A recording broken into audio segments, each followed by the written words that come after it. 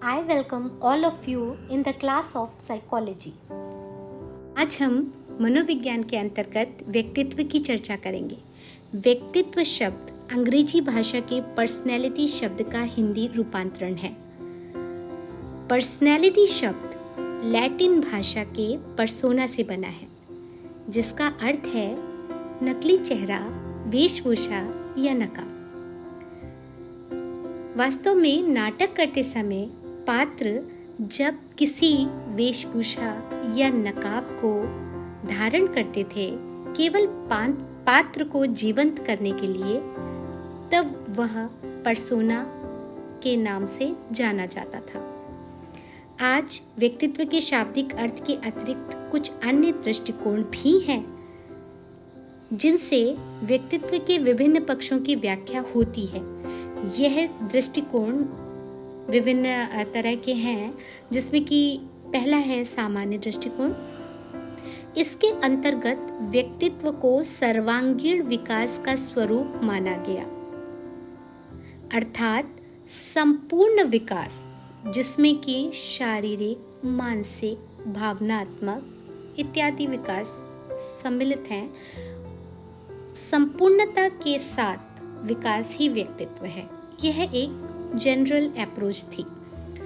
उसके उपरांत दार्शनिक दृष्टिकोण के अंतर्गत हम यह देखते हैं कि व्यक्तित्व संपूर्ण रूप से एक आदर्श स्थिति को व्यक्त करता है, अर्थात उसमें जितने भी पक्ष हैं वो पूर्ण रूपेण विकसित तथा अच्छे हैं, आदर्श स्थिति में स्थित हैं।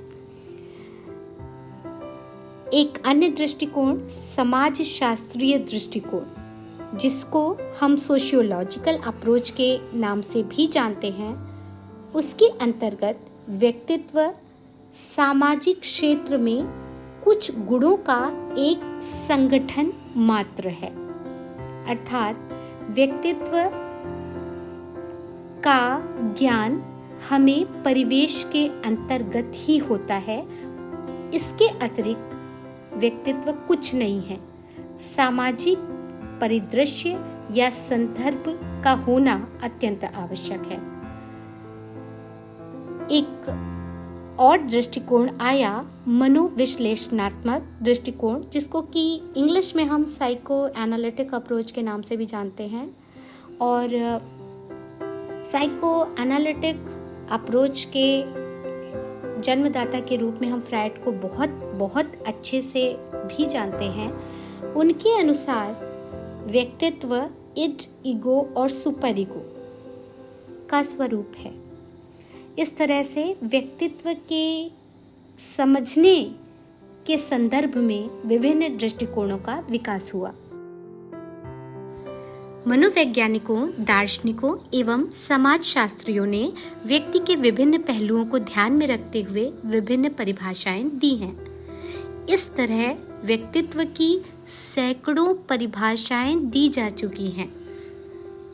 गिलफर्ड ने इन परिभाषाओं को 4 वर्गों में बांट दिया है, जिनको कि हम पहले नंबर पर संग्राही परिभाषाएं, दूसरा समकलनात्मक परिभाषाएं, जिनको इंटीग्रेटिव डेफिनेशंस भी कहते हैं, थर्ड नंबर पे हायरार्किकल डेफिनेशंस, जिनको हम सोपानित परिभाषाओं के रूप में जानते हैं, फोर्थ समायोजन आधारित परिभाषाएं, जिनको कि हम एडजस्टमेंट बेस्ड डेफिनेशंस के फॉर्म में जानते हैं। इन वर्गों को ध्यान में रखते हुए व्यक्तित्व की परिभाषाओं के बारे में आगे हम चर्चा करेंगे। संग्राही परिभाषाओं के अंतर्गत ऐसी परिभाषाएं आती हैं जिसमें व्यक्ति की समस्त अनुक्रियाओं, प्रतिक्रियाओं तथा जैविक गुणों के समुच्चयों पर ध्यान दिया जाता है। इसमें कैम्प तथा मॉर्टन प्रिंस की डेफिनेशंस अत्यंत महत्वपूर्ण हैं। कैम्प के अनुसार व्यक्तित्व उन प्राभ्यास संस्थाओं का या उन अभ्यास के रूपों का समन्वय है जो वातावरण में व्यक्ति के विशेष संतुलन को प्रस्तुत करता है। इसी प्रकार मॉर्टन प्रिंस ने बताया कि व्यक्तित्व व्यक्ति के समस्त जैविक जन्मजात विन्यासों, उद्वेग, रुझान, क्षुधाएं, मूल प्रवृत्तियां तथा अर्जित विन्यासों एवं प्रवृत्तियों का समूह है। वैरन के शब्दों में ज्ञानात्मक, भावात्मक, क्रियात्मक तथा शारीरिक विशेषताओं का एक व्यक्ति का संगठित स्वरूप जो दूसरों से बिल्कुल भिन्न होता है, व्यक्तित्व के संदर्भ में जाना जाता है। वुडवर्थ ने बताया कि व्यक्तित्व व्यक्ति के संपूर्णता की विशेषता है, जिसका प्रदर्शन उसके विचारों की आदत, व्यक्त करने के ढंग, अभिवृत्ति तथा रुचि, कार्य करने के ढंग तथा जीवन के प्रति उसकी दार्शनिक विचारधारा के रूप में परिभाषित किया जा सकता है। इसी प्रकार से वैलेंटाइन ने ये बताया कि व्यक्तित्व जन्मजात तथा अर्जित गुणों का योग मात्र है। समकलनात्मक परिभाषाओं में व्यक्तित्व के विभिन्न रूपों, गुणों एवं तत्वों के योग पर बल दिया जाता है। इन गुणों के समाकलन से व्यक्ति में एक विशेषता उत्पन्न हो जाती है। इस वर्ग की परिभाषाओं में वॉरेन और कारमाइकल तथा मैकर्डी की डेफिनेशन विशेष रूप से उल्लेखनीय है। वॉरेन एंड कारमाइकल के अनुसार व्यक्तित्व के विकास की किसी अवस्था पर उसके संपूर्ण संगठन को व्यक्तित्व कहते हैं। इसी प्रकार मैकर्डी ने ये बताया कि व्यक्तित्व रुचियों का वह समाकलन है जो जीवन के व्यवहार में एक विशेष प्रकार की प्रवृत्ति उत्पन्न करता है। हम हायरार्किकल डेफिनेशंस की बात करेंगे।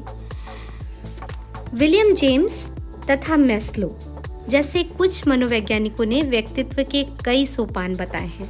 इन मनोवैज्ञानिकों ने मुख्य रूप से व्यक्तित्व के 4 सोपान बताए, जिसमें कि भौतिक व्यक्तित्व यानी कि मटेरियल सेल्फ, सोशल सेल्फ यानी सामाजिक व्यक्तित्व, स्पिरिचुअल सेल्फ यानी आध्यात्मिक व्यक्तित्व, प्योर ईगो यानी कि शुद्ध अहम का महत्वपूर्ण स्थान होता है।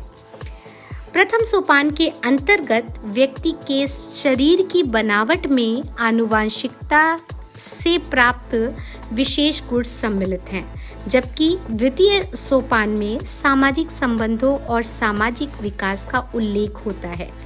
व्यक्तित्व का तीसरा सोपान जेम्स ने आध्यात्मिक व्यक्तित्व माना है।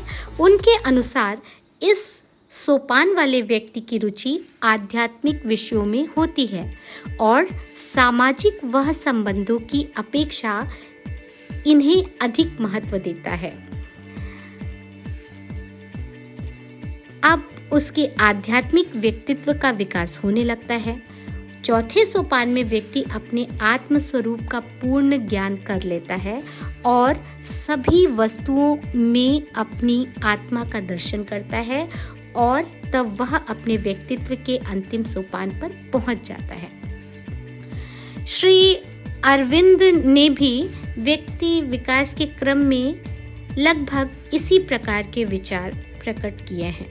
उन्होंने physical, vital, mental, psyche, spiritual तथा